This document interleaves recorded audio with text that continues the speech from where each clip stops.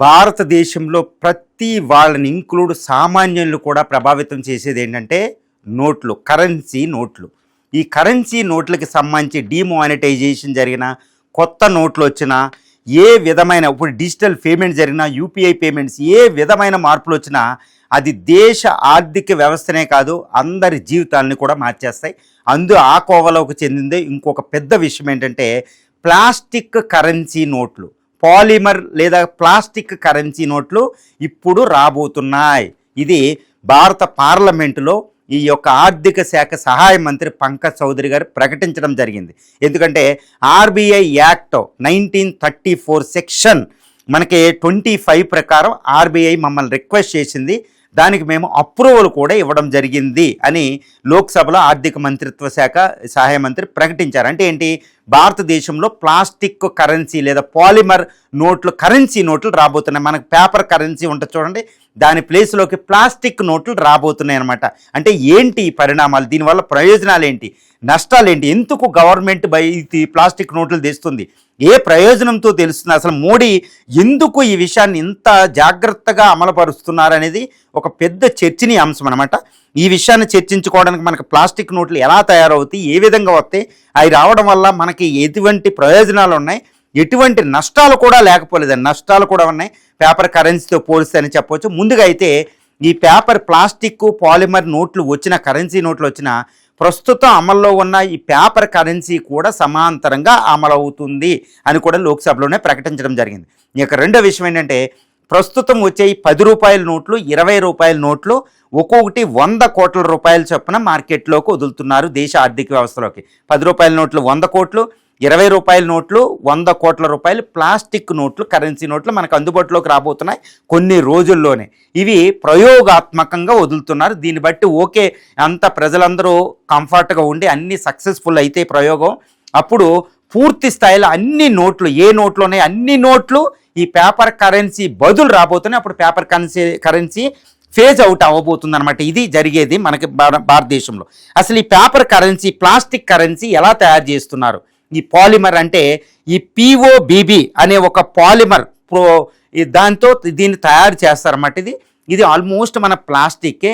ఇదేంటంటే చాలా సన్నగా, చాలా థిన్గా, చాలా ట్రాన్స్పరెంట్గా, పారదర్శకంగా ఉంటుందన్నమాట. వివిధ రంగుల్లో అవి ముద్రణలు ఉంటాయి.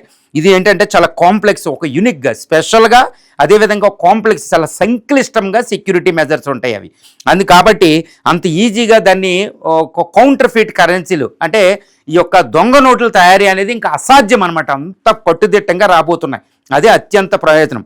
తర్వాత ఈ యొక్క ఇది షాడో ఇమేజెస్ ఉంటాయి, దాని మీద ఇమేజెస్ ఉంటాయి, హోలోగ్రామ్స్ ఉంటాయి, చాలా నెట్వర్కింగ్ కింద ప్యాటర్న్స్ ఉంటాయి. కాబట్టి కాంప్లెక్స్ ప్యాటర్న్స్ ఉంటాయి అనమాట. అన్ని విధాలుగా చాలా కాంప్లెక్స్గా తయారు చేస్తారు. దానికి కూడా అత్యున్నతమైన టెక్నాలజీ కావాలి. బట్ ఈ టెక్నాలజీ దేశీయంగా తయారవుతుంది, దేశీయంగానే ఈ ముద్రణ జరుగుతుంది, ఎక్కడ బయట జరగడం లేదు. ఇది తర్వాత దీనివల్ల ఉపయోగాలు ఏంటంటే గవర్నమెంట్ ఏం చెప్తుందంటే ఉపయోగాలు, తర్వాత దీనివల్ల చాలా నష్టాలు ఉన్నాయి ప్రజలకు. అందుకని ఇది ప్రయోగాత్మకంగా ప్రజల్లో మెప్పు పొందడానికి, ప్రజలు యాక్సెప్ట్ చేయని కరెన్సీ ఏది కూడా ప్రభుత్వం ఉంచదు. మరి దీనివల్ల ప్రయోజనాలు ఫస్ట్ చూడాలి. ఇప్పుడు ఆర్బీఐ ఏం చెప్తుందంటే రిజర్వ్ బ్యాంక్ ఆఫ్ ఇండియా ప్రతి సంవత్సరం ఈ యొక్క పేపర్ కరెన్సీ ముద్రణకి సుమారు 6,000 కోట్లు, లాస్ట్ ఇయర్ అయితే 6,000 కోట్లు ఖర్చు చేసాం. ఇది ముబ్బడిగా పెరుగుతుంది. ఇప్పటికే యూపీఐ డిజిటల్ పేమెంట్స్ వచ్చినప్పటికీ ఈ కరెన్సీ కాస్ట్ పెరిగిపోతుంది. దీన్ని తగ్గించవచ్చు. ఎందుకంటే ఈ యొక్క ప్లాస్టిక్ కరెన్సీ నోట్లు ముద్రణకే ఫస్ట్ టైమే ఎక్కువ ఖర్చు అవుద్ది, కాకపోతే ఎక్కువ సుదీర్ఘకాలం దీనికి పేపర్ కరెన్సీతో పోస్తే 3 రెట్లు వరకు ఎక్కువ కాలం ఉండగలిగితే పాడవకుండా. కాబట్టి చాలా తక్కువ దీర్ఘకాలికంగా ఇది ప్రయోజనం, డబ్బును కూడా తగ్గించుకోవచ్చు ముద్రణకు అయ్యేది అనేది ఆర్బీఐ చెప్తుంది. దీని జీవితకాలం ఎక్కువ, లైఫ్ స్పాన్ అనేది చాలా ఎక్కువ అనమాట. కాబట్టి పేపర్ కరెన్సీ ఫర్ ఎగ్జాంపుల్ 5-10 సంవత్సరాల్లో ఉంటే ఇవి ఒక 30 సంవత్సరాల పాటు, 25 సంవత్సరాల పాటు ఉండగలుగుతాయి. కాబట్టి దీని మన్నిక ఎక్కువ అనమాట. అది ఒక ప్రయోజనం. రెండోది ఏంటంటే దానికి మట్టి అంటుకోవడం, పాడవడం, మాసిపోవడం ఇలాంటివి జరగవు. తర్వాత సిరిగిపోవడం అనేది అసలు జరగవు. సిరిగిపోయిన నోట్లు అనేది కొన్ని వేల కోట్ల రూపాయలు ఇండియాలో ప్రాబ్లం, ప్రతిసారి భారతీయులకు కూడా ప్రాబ్లమే. ఈ సిరిగిపోవడం, దానికి మట్టి అంటుకోవడం, ఈ మాసిపోవడాలు ఇలాంటివి ఉండవు అనేది అత్యున్నత ప్రయోజనం. తర్వాత ఇది తడిసిపోవడం అనేది జరగదు. తడిసిపోయిన నోట్లు ఎన్నో ఈ తడిసిపోవడం జరగదు. కాబట్టి ఇది సామాన్యులకు మెరుగే.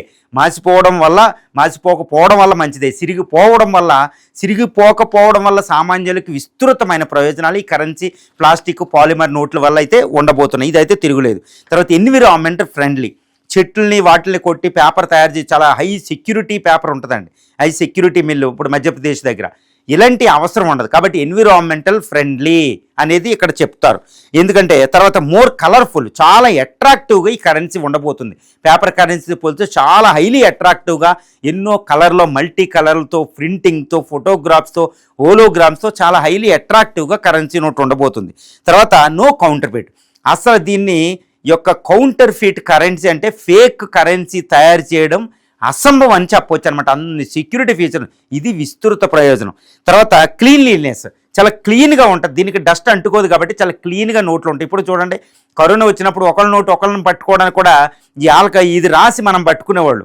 కాబట్టి క్లీన్లీనెస్ ఉంటుంది. ఈ వ్యాధులు, ఈ కరెన్సీ నోట్ల వల్ల ఎన్నో వ్యాధులు వస్తాయి, అంటువ్యాధులు, అలాంటి ప్రాబ్లం ఉండదు. కాబట్టి ఆరోగ్య రీత్యా కూడా ఉపయోగం. కాబట్టి ఎక్కువ ప్రయోజనం ఉంటాయి. మరి నష్టాలు ఏంటండి? నష్టాలు కూడా ఉన్నాయి. మన ఇండియాలో ఏంటంటే పేపర్ కరెన్సీని చక్కగా మడత పెట్టుకుని జేబులో పెట్టుకోవడం, మడతలు పెట్టడం ఎక్కువ అలవాటు కదండి. ఈసారి ఫోల్డ్ చేయడానికి ఉండదు, ముడత పెట్టడానికి ఉండదు, మడతలు పెట్టడానికి. మరి ఇది సామాన్యులకి ఎక్కువ, మన కరెన్సీలు సామాన్యుల దగ్గర జేబుల్లో పెట్టుకెళ్ళడం అనేది చాలా కష్టం. అది పొడుగ్గా ఉంటుంది, మడత పెట్టడం కుదరదు. ఈ మడత పెడితే ఇరిగిపోయినట్టు ఉంటుంది అనేది ఇప్పుడు మనకు తెలియాలి. అందుకే ప్రయోగాత్మకంగా రిలీజ్ చేస్తున్నారు. ఇది ఒక్కటే మరి ప్రయోజనం ఉండదు. దీనికి మరి ప్రజలు అలవాటు పడతారో చూడాలి.